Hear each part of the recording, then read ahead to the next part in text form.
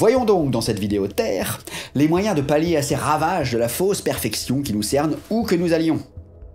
Ce remède tient en une courte phrase « Soyez fiers d'être imparfaits » ou dans sa forme longue « Soyez fiers d'être des humains imparfaits, d'essence divine parfaite ».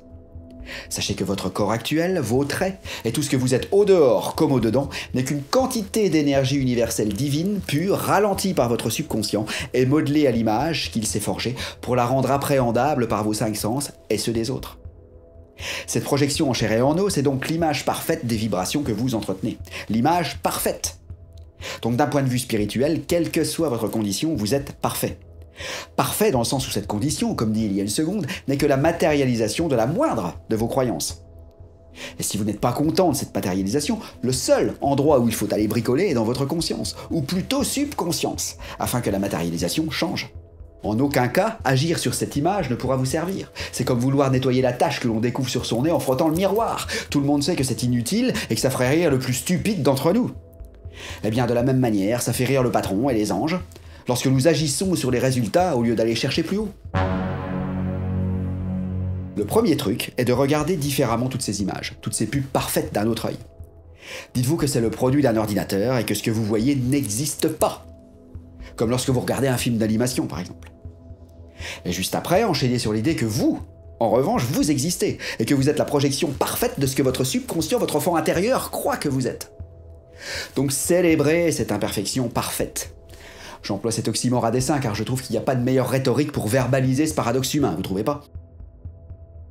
Donc même si cette imperfection vous fait souffrir, elle est parfaite, au sens spirituel du terme. Et vous savez que le seul moyen de changer un reflet qui ne vous plaît pas est d'aller effacer les mémoires et les croyances qui l'engendrent. Et l'un des plus sûrs moyens est de pratiquer le Ho'oponopono par exemple. La deuxième astuce se passe devant votre miroir chaque matin. Quel que soit votre âge, vous serez toujours assez vieux pour vous lasser de vos traits, de votre corps. En effet, l'être humain s'habitue à tout, à la volupté comme à la torture. Les gros gagnants du loto ou les nouveaux riches vous diront que c'est incroyable la vitesse à laquelle on peut s'habituer au luxe. Donc ça veut dire que même si vous étiez un de ces modèles parfaits que l'on voit sur les affiches ou les magazines, vous en arriveriez à vous lasser de vous-même également. Les stars qui ont une plastique parfaite, le pognon et la gloire et qui ont un melon extraordinaire sont en général des gens qui ont tout misé là-dessus et masquent une insécurité et des peurs sous-jacentes. Donc ne vous fiez pas à ces apparences qui sont souvent extrêmement trompeuses.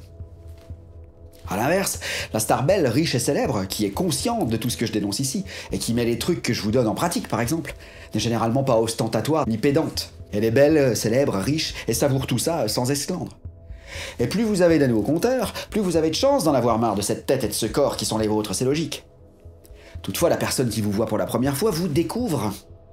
Et vous entendez, chacun d'entre nous a quelque chose, même une toute petite chose, qui lui permet de se distinguer des autres et donc d'arborer naturellement ce petit plus qui séduira l'autre, que ce soit un amoureux, un ami, un collègue, un employeur, etc. C'est ce qu'on appelle le charme naturel ou le charisme. Donc cultivez vos différences et soyez-en fiers car elles n'appartiennent qu'à vous. Et ce sont ces imperfections, ces différences par rapport au diktat normatif sociétal qui vous rendent unique et aussi potentiellement irrésistible. Nous verrons pourquoi dans une seconde. Le troisième truc ici, qui est la suite logique du deuxièmement, est que ce sont souvent les imperfections qui attirent. Les dents qui se chevauchent, une coquetterie dans l'œil, etc. sont souvent des petits défauts qui feront que l'autre craquera ou tombera littéralement amoureux ou amoureuse de vous. Gilles Grangier, en 1965, dans son film Un grand seigneur ou Les bons vivants, ce film à 2 titres, disait par la bouche de Léon Hautepin, incarné par Louis de Funès, « Les gens parfaits sont des emmerdeurs, voilà !» Et c'est vrai. Souvent, c'est pas la beauté qui rend amoureux, mais le charme. Et le charme est souvent causé par cette petite ou ces petites imperfections qui rendent la personne unique, irrésistible, comme j'ai dit il y a un instant. Et l'autre qui est sensible considérera inconsciemment que ce côté unique est pour lui, et uniquement pour lui. Au cours de ma vie, à plusieurs reprises, je suis tombé sur ce genre de mec qui est content lorsque ses potes lui disent que sa gonzesse n'est pas terrible, voire moche.